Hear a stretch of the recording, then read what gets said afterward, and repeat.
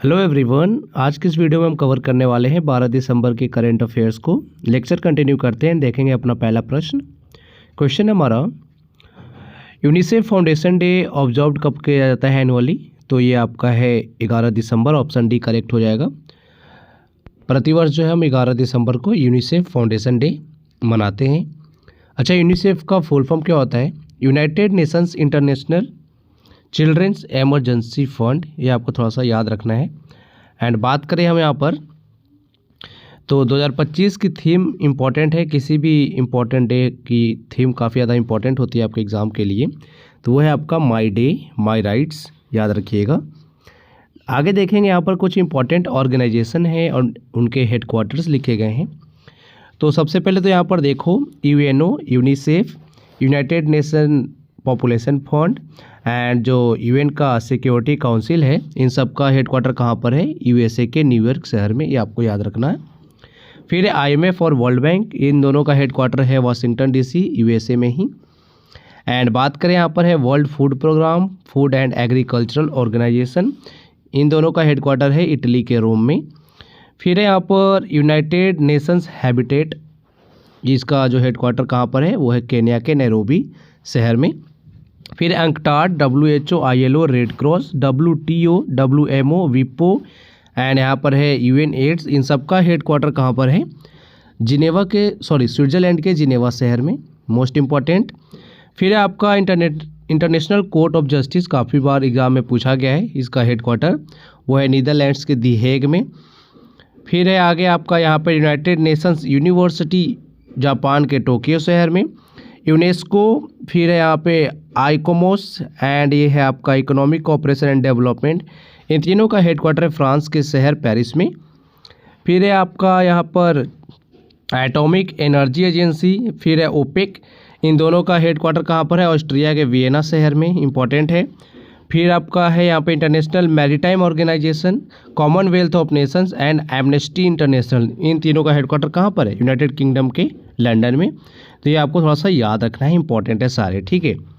फिर है international mountain day, जो है कब सेलिब्रेट किया जाता है, किस डेट को? तो ये आपका होता है ऑप्शन बी 11 दिसंबर को ही, याद रखिएगा। एंड बात करें यहाँ पर, या देख सकते हो 2025 की थीम क्या है? Glaciers matters for water, food and livelihoods in mountains and beyond.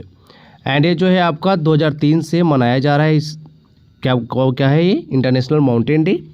आगे देखेंगे यहाँ पर, देखो जो भी 1 दिसंबर से 11 दिसंबर तक इम्पॉर्टेंट डेज अभी तक सेलिब्रेट किए गए हैं, उनको एक बार रिवाइज करेंगे। 1 दिसंबर को आप सबको पता है कि वर्ल्ड एड्स डे होता है, एंड इस बार की थीम थी overcoming disruption transforming the AIDS response. 2 दिसंबर को हम मनाते हैं national pollution control day and साथ में international day for the abolition of slavery. 3 दिसंबर को हम मनाते हैं international day of disabled persons. And 4 दिसंबर को आप सबको पता है नेवी डे सेलिब्रेट करती है भारत। 4 दिसंबर को है ना। 7 दिसंबर को मनाते हैं हम Indian armed forces flag day and साथ में इंटरनेशनल सिविल एविएशन डे भी मनाया जाता है। 9 दिसंबर को हम मनाते हैं international day against corruption. And 10 दिसंबर को देखो एक इंपॉर्टेंट डे है यहाँ पर, ह्यूमन राइट्स डे, काफ़ी ज़्यादा इंपॉर्टेंट है, एग्जाम में पूछा जाता है। एंड साथ में जो है इंटरनेशनल एनिमल राइट्स डे भी 10 दिसंबर को ही मनाते हैं। 11 दिसंबर को होता है international mountain day. Next, under the MOU with OPTCL in Odisha, which institution has provided a long-term loan of 1,685 crore to support major transmission and infrastructure projects? तो यह है आपका नाबार्ड, ऑप्शन बी करेक्ट हो जाएगा। नाबार्ड हैज एक्सटेंडेड, यहाँ पर आप देख सकते हो, ₹1,685 crore long term loan to OPTCL, ठीक है। And this is NABARD first ever project financing to a state PSU in Odisha. तो ये इंपॉर्टेंट हो जाता है आपके एग्जाम के लिए, जो भी ओडिशा के स्टूडेंट हैं उनके लिए काफ़ी ज़्यादा इंपॉर्टेंट है। बात करेंगे नाबार्ड की, तो सबसे पहले फुल फॉर्म देखेंगे, national bank for agriculture and rural development. NABARD की फुल फॉर्म काफ़ी बार एग्जाम में पूछी गई है। इस्टेब्लिश किया गया था इसे 12 जुलाई 1982 को। एंड किस कमेटी ने रिकमेंड किया था नाबार्ड के लिए? तो वह है B शिवारमन कमेटी, याद रखिएगा, 1981 में रिकमेंड किया गया था। एंड इसका रोल क्या है? India's premier agency for agriculture and rural development financing, ठीक है। नेक्स्ट देखेंगे where was the third session of the council of the international organisation for marine aids to navigation inaugurated. तो ये कहाँ पर इनॉग्रेट किया गया है? तो ये है मुंबई। ऑप्शन बी करेक्ट है हमारा। यहाँ पर आप देख सकते हो मोटो क्या है? सक्सेसफुल वॉयजेस सस्टेनेबल प्लैनेट, ठीक है। एंड यहाँ पर एम की बात करें तो एम क्या है? Improve and standardise marine aids to navigation globally. Next देखेंगे, यहाँ पर आप देख सकते हो आगे है in news IDFC first bank's upgraded first wow black credit card is backed by which financial instrument.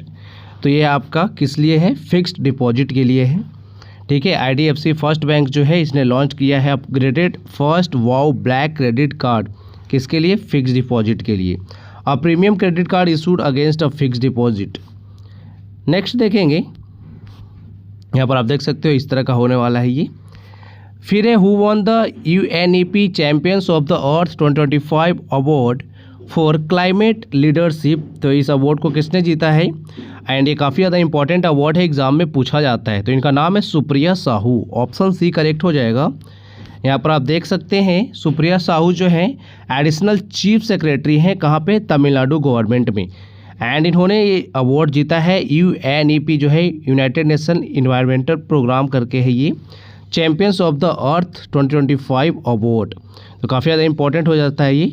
Lead major initiative को इन्होंने लीड किया है। क्या क्या है ये? Sustainable cooling, heat resilience and ecosystem restoration, ठीक है। आगे देखेंगे, यहाँ पर ये देख सकते हो यही हैं सुप्रिया साहू जी।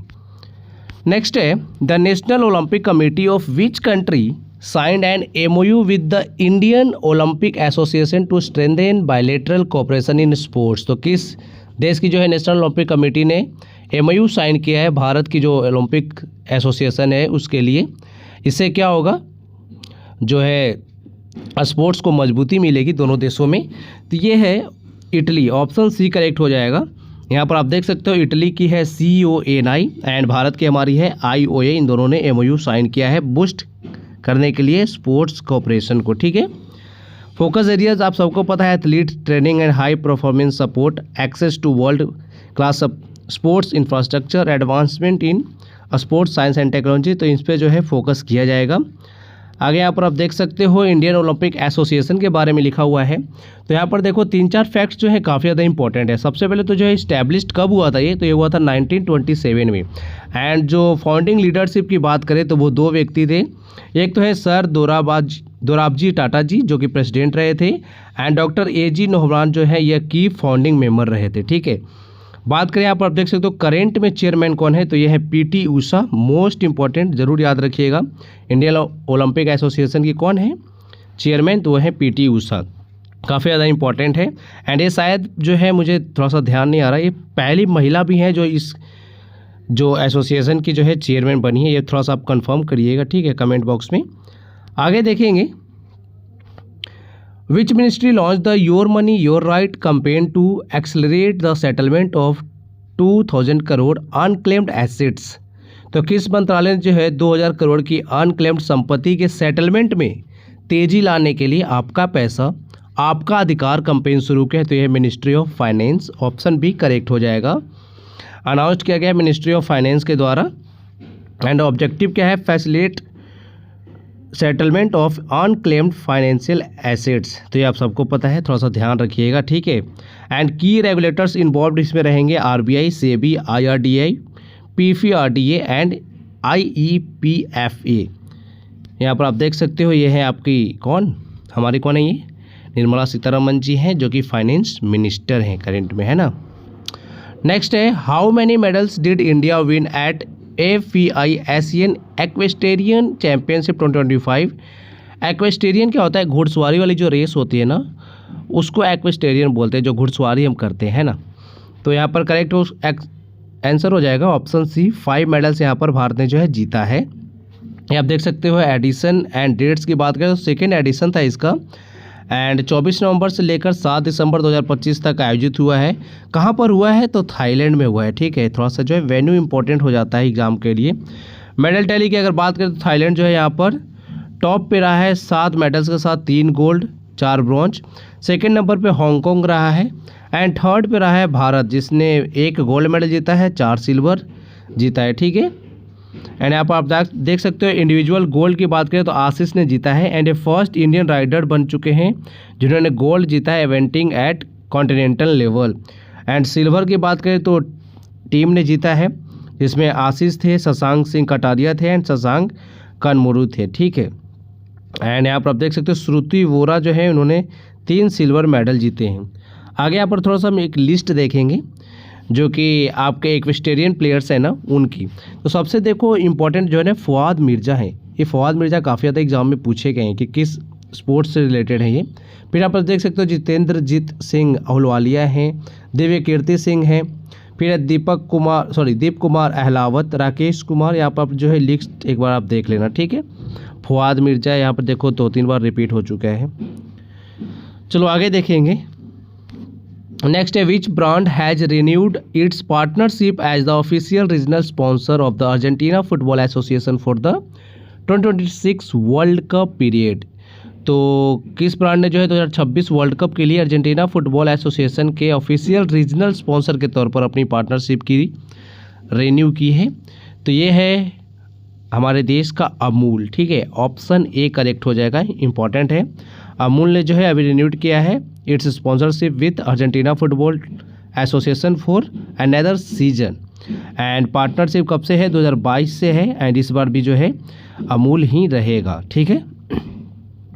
अच्छा, 2026 का जो है फीफा वर्ल्ड कप कौन से देश आयोजित कर रहे हैं, थोड़ा सा कमेंट बॉक्स में लिख के बताना, काफ़ी ज़्यादा इंपॉर्टेंट है आपके लिए एंड काफ़ी बार जो है आपको पढ़ाया भी गया है। यहाँ पर आप देख सकते हो मस्का फॉर मेसी, अमूल इट अर्जेंटिली, ठीक है। ये आपके लिए तस्वीर लगाया गया है तो कि जब जो आपको थोड़ा सा आसानी से याद रहे। फिर यहाँ पर हम देखेंगे रेलवे ग्रुप डी से रिलेटेड कुछ प्रश्न जो कि आपके एग्जाम में आ सकते हैं। पहला प्रश्न है the Shaggy horn wild ibex is found in, ये कहाँ पर पाया जाता है? तो ये पाया जाता है माउंटेन फॉरेस्ट में, ठीक है। एंड खास करके आप देख सकते हो the Shaggy horn wild ibex is primarily found in Ladakh in India. And जो और भी कुछ रीजन्स है जैसे कि हिमालय रीजन में जम्मू कश्मीर एंड हिमाचल प्रदेश में भी ये देखे जाते हैं। नेक्स्ट है the Satpura range is a part of the peninsular plateau and is located between which 2 reverse. ये देखो प्रश्न जो है ना काफ़ी ज़्यादा इंपॉर्टेंट है एंड एग्जाम में पूछा भी जाता है। देखो अभी जो आरपीएफ कांस्टेबल का एग्जाम हुआ है ना वहाँ पे पूछा भी गया है। तो किन 2 नदियों के बीच में है ये? तो उत्तर हो जाएगा आपका option D Narmada and Tapi, काफ़ी ज़्यादा इंपॉर्टेंट है। Satpura range is a part of the Deccan plateau and it is a series of 7 mountains hence called Satpura, ठीक है। और यहाँ पर देख सकते हो 2 नदियों के बीच में है, एक नर्मदा एंड तापी के बीच में, ठीक है। ये आपको थोड़ा सा याद रखना है एंड इसका जो है डिस्टेंस की बात करें तो वो कितना 900 किलोमीटर में ये फैला हुआ है। नेक्स्ट है the Sundarbans biosphere reserve is located in which of the following states. Important है एंड मुझे लगता है आप सबको याद भी होगा। सुंदरबन बायोस्फीयर रिजर्व कहाँ पर है? वेस्ट बंगाल में है, ऑप्शन बी करेक्ट हो जाएगा। Sundarbans are found on the Ganga Brahmaputra delta, जो गंगा और ब्रह्मपुत्र की डेल्टा है ना वहाँ पर ये पाया जाता है। On the coast of West Bengal and Bangladesh, Bangladesh में भी ये फैला हुआ है एंड वेस्ट बंगाल आपको पता ही है बगल में ही बांग्लादेश भी है, तो दोनों के क्षेत्रों में फैला हुआ है ये, ठीक है। एंड यहाँ पर हम बात करें तो सुंदरी ट्रीज़ के नाम पर जो है इसका नाम सुंदर वन रखा गया है, ये भी इंपॉर्टेंट है। And it is inhabited by Bengal tigers, spotted deers, wild boars, river dolphins, water buffalo, pythons, storks etcetera, ये सब जो है यहाँ पर पाए जाते हैं ना। नेक्स्ट देखेंगे who among the following Kings become the follower of the Jainism towards the later stages of his life. काफ़ी ज़्यादा इंपॉर्टेंट प्रश्न है ये, एग्जाम में रिपीट होता है। आरपीएफ के एसआई का जो एग्जाम हुआ था 2024 में वहाँ पर पूछा भी गया था, तो वो थे चंद्रगुप्त मौर्य। आप सबको पता है लास्ट में इन्होंने जो है जैनिज्म धर्म को अपना लिया था, जैन धर्म को। यहाँ पर आप देख सकते हो when Chandragupta Maurya was 50 years old he was inclined toward Jainism, his guru was also from Jainism whose name was, इनके गुरु कौन थे? भद्रबाहु, याद रखिएगा। And he become a follower of Jainism towards the end of his life. In 298 BC इन्होंने अपना जो है किंगडम सौंप दिया था अपने बेटे बिंदुसार को एंड उसके बाद जो है कहाँ चले गए थे? कर्नाटका में, where he meditated for 5 weeks। Without eating and drinking and gave up his life. ठीक है, तो अब आपके लिए एक प्रश्न है, on 20 July 1969 with whom did American astronaut Neil Armstrong become the first human to land on the moon. देखो ये तो हम सबको पता है कि पहले व्यक्ति कौन थे चांद पे कदम रखने वाले, वो थे नील आर्मस्ट्रॉन्ग। उनके साथ कौन थे, ठीक है, एक और व्यक्ति गए थे ना, उनका नाम आपको बताना है, कमेंट बॉक्स में लिख के बताइएगा। आज के वीडियो में इतना ही। Thank you for watching video, thank you so much.